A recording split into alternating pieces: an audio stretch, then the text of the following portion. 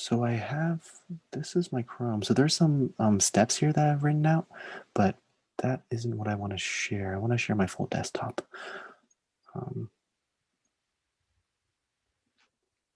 Okay, so first step, you probably would have guessed it, is open up the application, Adobe Premiere Pro.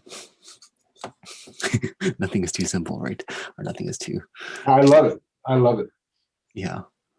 The struggle with so many computer science professors is that, so many different operating systems and versions and updates, and it's just to get all of their students on the same page. I'm pretty sure I haven't had a single class where every single student is on the same page at the end of week one, just because of all those technical problems. But I think you knew that when you were going through your MATLAB. Okay, so what we'll do, so if you use the record feature on Zoom to the local file, you've used that feature before, right, Jeff? Yeah. Okay, great. So basically you create a new project. Andrew Dates, I interviewed him the day after I interviewed Cynthia for our learning code, actually. So then this is different views, basically, similar to MATLAB. You can play around with the different views, but this is a nice standard view that's called the assembly view. And you know it's assembly because it's in blue. And then what you're going to do is import. The shortcut for import on a Mac is Command I. And then you basically select the file, the actual Zoom video file. So I'm looking for Andrew's, and his day was the most recent one. It's this one.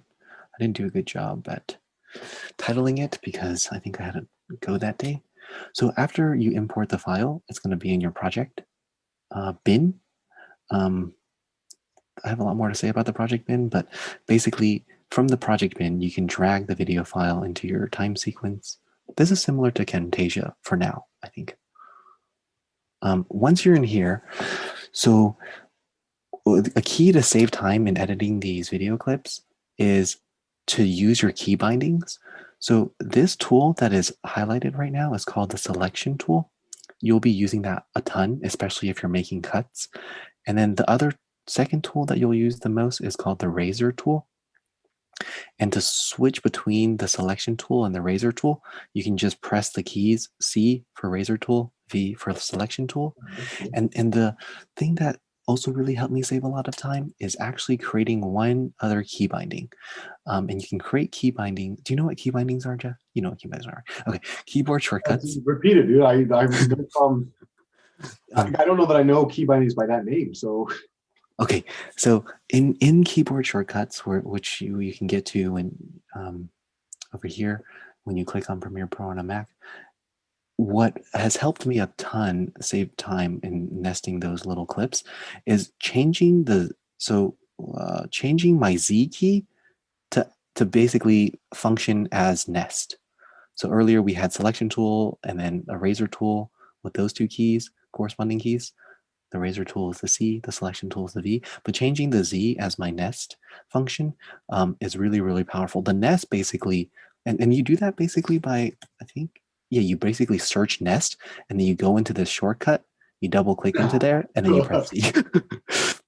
Click whatever it was, turn it off and then push Z. Yeah. Yeah, I forget what it was. Okay, so let me show you these tools in action. There's two other keys, and don't worry, I have all of this in the document. So, well, I think you're recording this now, right? I thought I was recording it. It says live on YouTube on my side. Okay, great. I can't see if my. Oh yeah, yeah, I see live. I see on YouTube, and so I like as long as I know which today is the 1st of January, it's like 1 p.m. So I just don't cut this off. I'll find it, dude. Like just like. Yeah. Okay. So there's two other keys that I want to talk about, which is the rewind and L fast forward keys, which is really nice. So I'm just going to hit play for this video. I could actually share the sound so it's more interesting. Well, maybe not actually. So I'm hitting play. It's going through. And my computer is lagging. So imagine if I wanted to make a clip here or a cut here, Jeff. So I can press C on my keyboard So right now I'm on the selection tool as highlighted by the selection tool. If I just press C on my keyboard and I hold down Shift, I can make a cut and that'll cut the video and audio file. And then basically what I'll do is I'll press V. So instead of like, moving my mouse all the way over, I'll press V now after I made my first cut. So now I'm back on the selection tool without having to press on the selection tool. You've been on the selection tool the whole time, basically, right? Well, when I made the cut, I had to press C to go to the razor tool.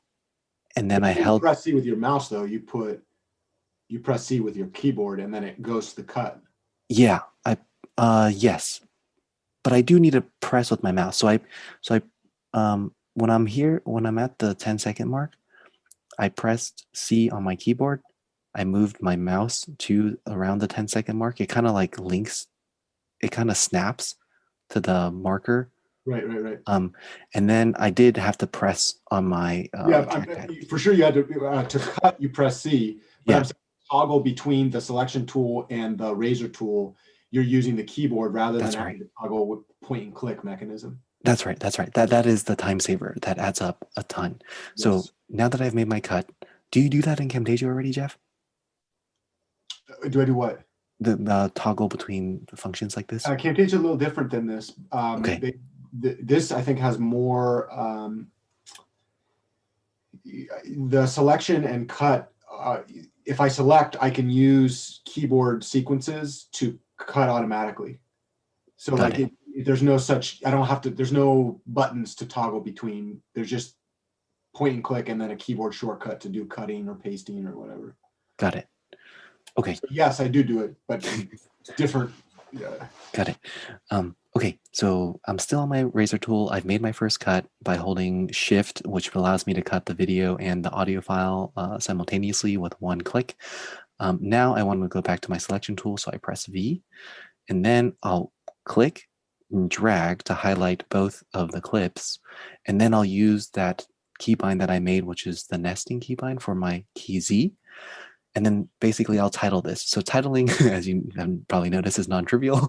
So I want to make a title because if I title it well here, when I export, it's just going to export as that title. And we'll get. And then when you import into YouTube, it will automatically the title bar will automatically. Yeah, I know. Yeah. It brother, Jeff, the import happens too. The import happens. Whoa. Too. Yes. That's the powerful thing with Adobe. I'll show you. So let me just do like a few cuts and then I'll show you. So example, okay, introduction, right? And then we can do whatever the date was. I think this was with Andrew, something like that, right? So it's gonna appear, that cut, that clip, that 10-second clip is gonna appear in your project bin. So then I can keep playing, and then I can actually use keys L to fast forward. I just pressed L one time. So it's going almost 2 times speed, but not 2 times speed. And you can press L again. But anyways, L and J are important keys. Every time you press L, is it a scale factor of 2 or something like that? Less than 2, but it definitely goes up. And then J is the same scale factor back. And if you click J too many times, the words get all jumbled because at some point you're just going back. Okay, so I'm gonna make one more cut. I'm on my selection tool. I need to go to my razor tool. So I press C, I hold Shift, I click, I cut both of my video and audio clips. Shift allows you, otherwise you just cut one of your tracks. Yeah. So if you're not holding Shift, you would just cut either the video or the audio. But when you do C, Shift, that highlights both of them and then you cut it. Yeah, I cut all tracks. Highlight, nest, example 2, and then I don't know how many, we don't need to do that many more examples actually, but I did want to say, if I wanted to add a logo to this, Jeff, which I think is important because in theory, we're not always going to be uploading these videos on YouTube. So they won't have that little dynamic thing that YouTube has at the bottom.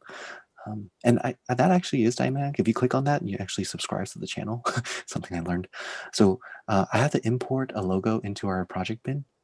So that's Command I, and then I basically look for the logo. creating significant or sophisticated systems of capture and organization is definitely non-trivial.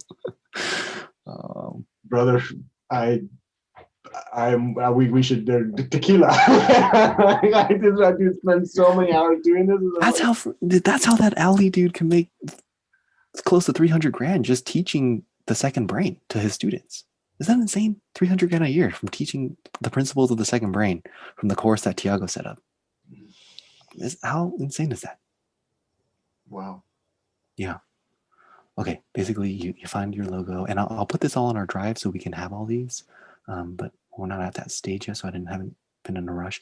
And basically, you drag the logo, which is a still image, onto the track, onto the video tracks, and then you just double click on the logo, and then you can resize it. And you get the point there. And then to make the dates or to write any text on the video, there's the text type tool. And then you can customize it there with effect controls.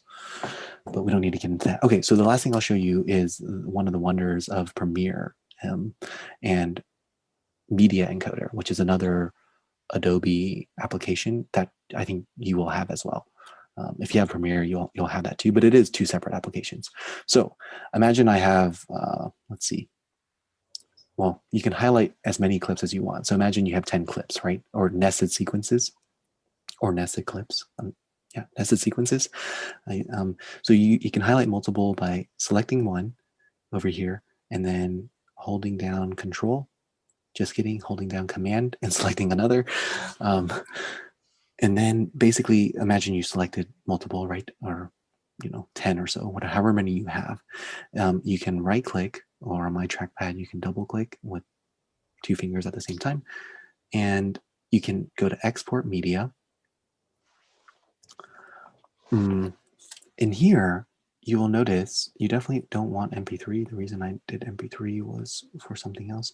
You want this format. This is one of the most compatible formats for YouTube videos.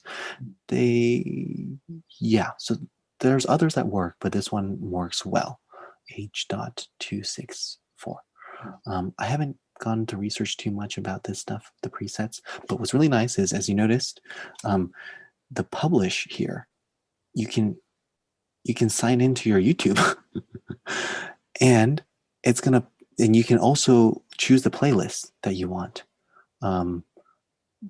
for your video to go into. Whoa, those are your those are my live playlist. Yeah, I'm still working on that, but yes, these are all the playlists that are in our shared YouTube page. Can you make a new YouTube? New playlist? New playlist? Yeah, but I have to make the new YouTube playlist on YouTube on the browser, but it's almost instantaneous. I tried that the other day, and it appeared here too. Cool. Appeared on Premiere. There's one thing that would be, I just, on my side, one thing that might be good, I don't know, I would ask you what you think about that, because you've spent more time thinking about this, but like, I was just thinking it might be smart to have a playlist for every cut. A playlist for every, so like, let's say that I do an interview, right? Yeah. So one thing that I think is really interesting is that I think you've been uploading the full interviews. Oh. Jeff? You there? Yeah, I'm there. I just stopped my share screen so I can see you. Oh, sorry. It went away. Oh.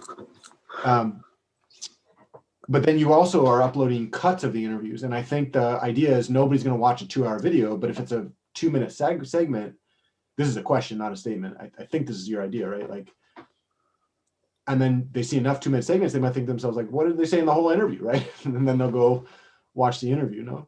Question. Yes. Yes, that is the key. So at least two things. So one is I think I've been trying to like title some of the really nice clips when I'm doing my nested thing, when I title it with the Z key as trailers, because I really think those are like really good videos that introduce the wisdom that's in the meeting. But then for all the other clips, we can then begin like really constructing like our narrative or our viewpoints. So for example, Josh and Cynthia both had said something about how reading and writing is not natural, both of them, right? So they probably each have 2 to 4 clips on that topic. And if those all go into our, I don't know, reimagining reading playlist, and someone were to watch through that playlist, in theory, they can learn that, oh my God, Cynthia's saying the same thing as Josh, or Josh is saying the same thing as Seish. And so as far as clips, I think there's potential in that too.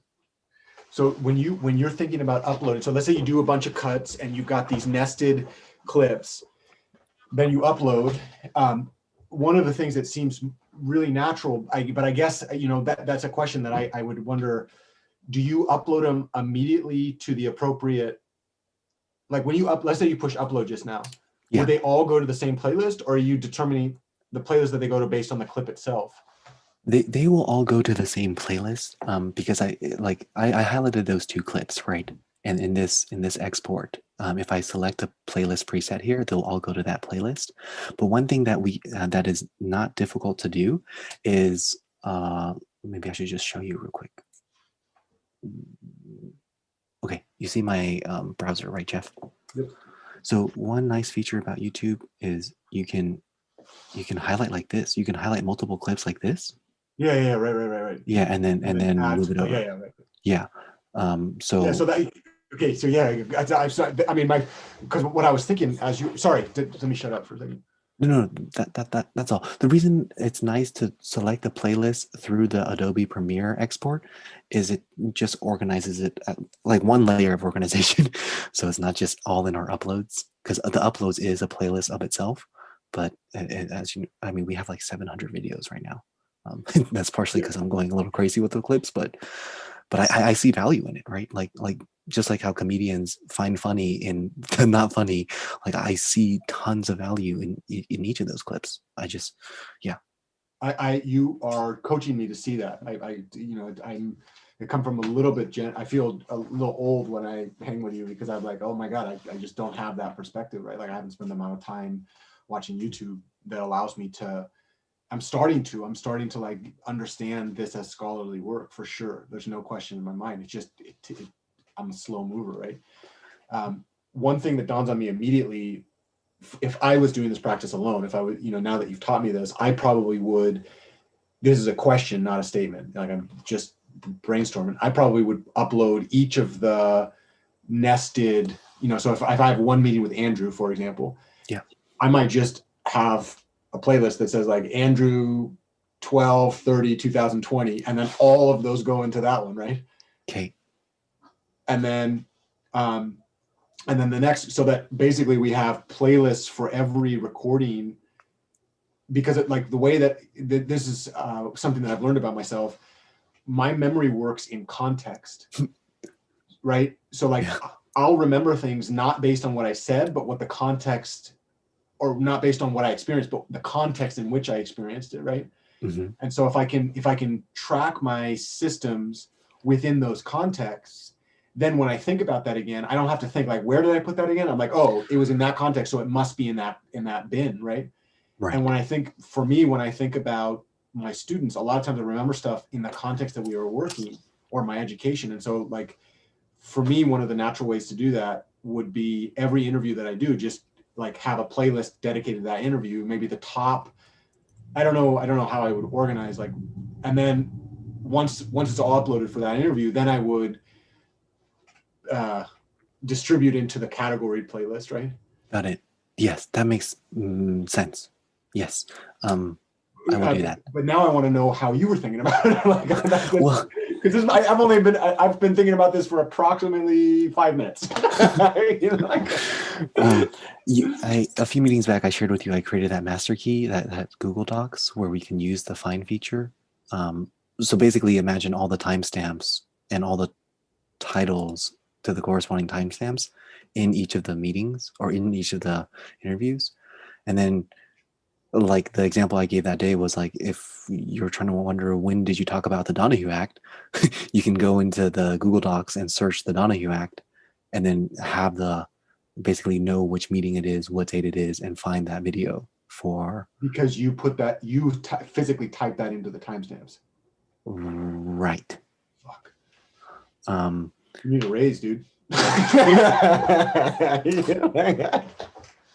Yeah, but I also shared with you like, let me share my browser one more time. So this feature, this search feature is smarter than I think people know of it, because it's not just what's in the description of the videos, and it's not just the title of the video itself.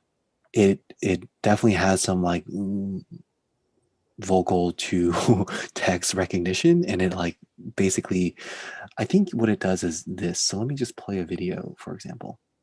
So here's a gamer that inspired some of these clips. His thumbnails are pretty cool. Wait, I need to actually open one of Is that the same person in the thumbnail?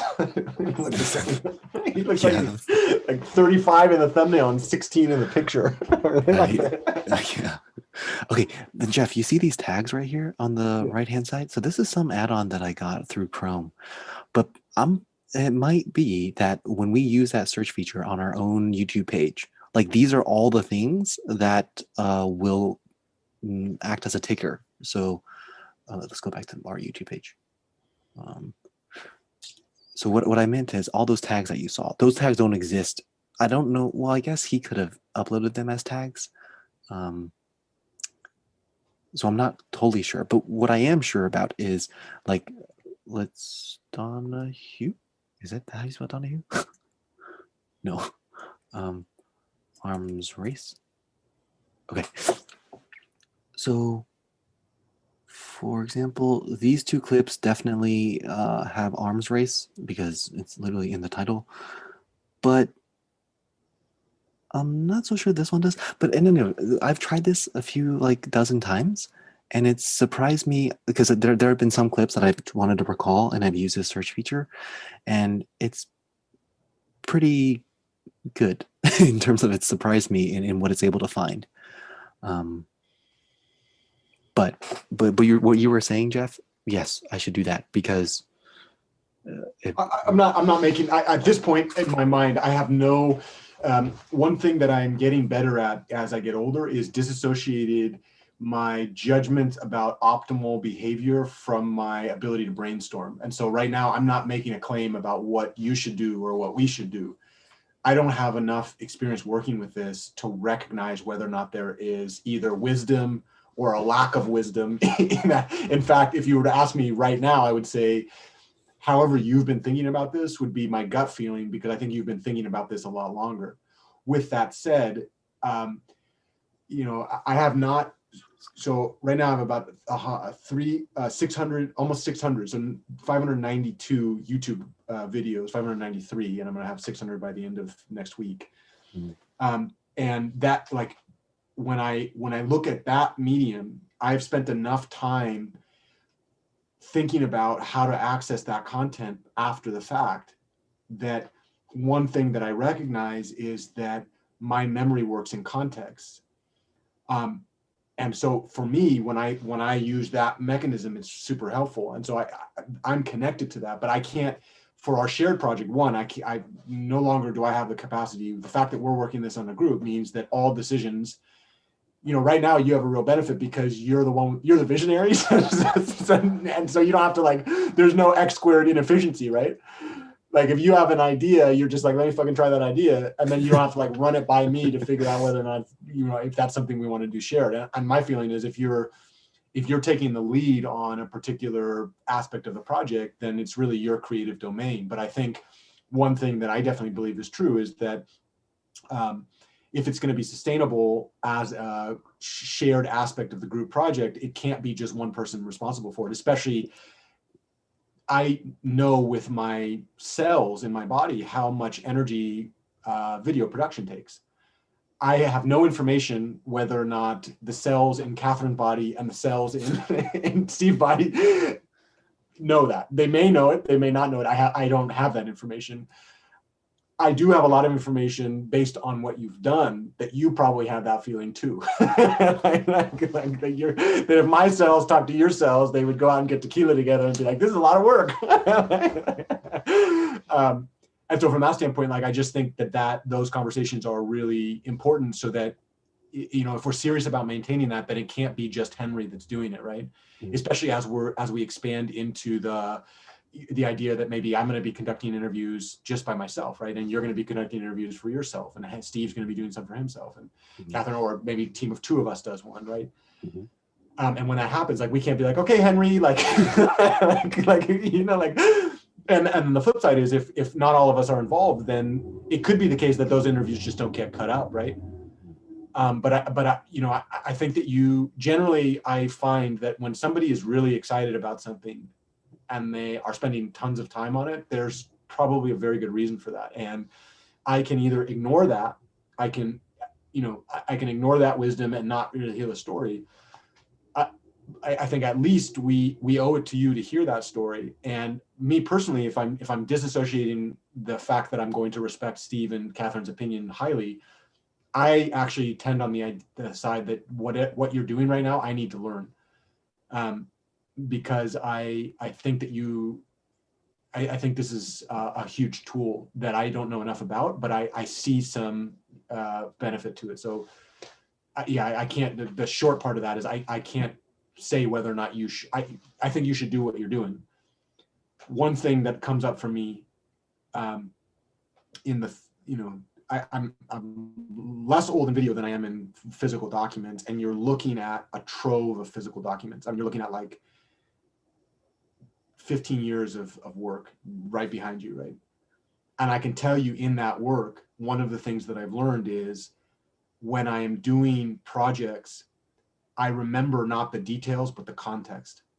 And every time I've tried to come up with an organizational system where I disassociate the context from the way that it's structured, I end up forgetting, right? So if I associate all the content within the context in which I made it, that's what I remember. And so the moment that I need something, I'm like, oh yeah, that's where it is. And so what I found is that when I create organizational systems that align content with context, and there's 2 types of context. There's the context in which I made it and the context in which I'm going to use it. When those 2 things are aligned together, when they're identical, there's no fucking way I'm going to forget where that is. Yeah, there are times though that those are separate, and it's not an easy thing for me to figure out which of those that I should do. And if there's any question, I generally go to where did I make it? In what context did I make it? Because I don't know what the future is going to hold, and I don't know when I'm going to use it in the future. And so if I try to like predict when I'm going to use it, I might have no fucking idea. But what I do know for sure is what I just lived through, and I can remember like, okay, that was the content. Right? Yeah. So that. Yeah. Sounds good. Okay. Yes. Thank you for that. All right, Jeff. Thank you so much for your time. I hope we didn't. I did it. Yeah. More to come. Thank you for your time. Oh, I wanted to quick comment on that is thank you for reminding me that personally for you, when you're still young and you're very young, that you want to do hard work and deep work, but also simultaneously thank you for believing that the work in making these clips is not like hard as far as like writing a research paper, but will have value. No, you don't need to respond. You responded before, Jeff, on this topic. But when you say it, it does remind me. Like, I think for sure my priority should be the deep work in my classes. So yes. Veggies. Yeah. I just it reminds me of that. I don't think it was Tiago. I think he was talking about somebody, or maybe it was you that was talking about that guy that had the organizational system. That's what you're doing right now. And that takes time. But like, if you ever listen to Terry Tao, he talks about this. He had a good interview in somewhere, I don't remember where, it could have been on the Late Show or something. Like, if you actually watched him do his work, you'd be like, that's fucking boring. Like, it's so sexy, he's making millions of dollars on his math, right? And he's like world famous. But if you actually like sit down next to him, most people would be like, what the fuck are you doing? Mm-hmm. Right? And what that tells me is like, there's genius in the mundanity. There's genius in the mundane, right? Like so much of long-term vision happens where people don't see value, right? And yes, I agree with you that it is a really useful thing to be able to work deeply on hard problems, but that is necessary and not sufficient. Okay. Okay. Take care. Bye, Jeff.